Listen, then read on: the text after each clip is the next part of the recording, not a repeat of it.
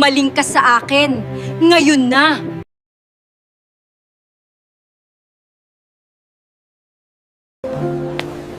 Hi, Pogi. Pwede mo ba ako tulungan dito? Ngayon ko lang nakita na sobrang ganda mo pala.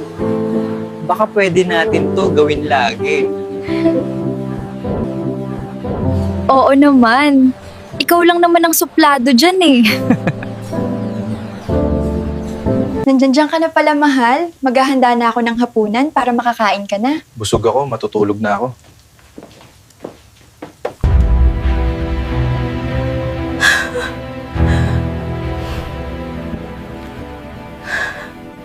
Inay, salamat sa pagbisita nyo. Pero ang anak nyo, may kinalulukuhan na babae. Ano? Bakit niya nagawa yan? Kailangan natin umaksyon! Ayan sila. Inay, huling-huli sa akto. Sandali, huwag ka susugod. Parang may mali sa babaeng yan. Pinanggang mo. Kuhanan mo ng picture yung babae na yan. May nararamdaman ako na di tama dyan. Iha, huwag ka magalala. Sa nakita ko sa babae na yan, ginayuma niya ang asawa mo. Ang gawin mo, kumilos ka ng normal, ako ang bahala. Salamat po, Inay. Hindi ko alam ang gagawin ko kung wala kayo.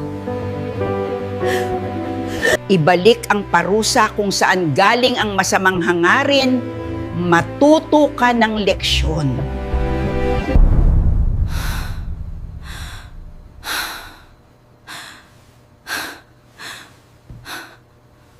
Coffee tayo ulit mamaya ha, tapos punta tayo sa place ko.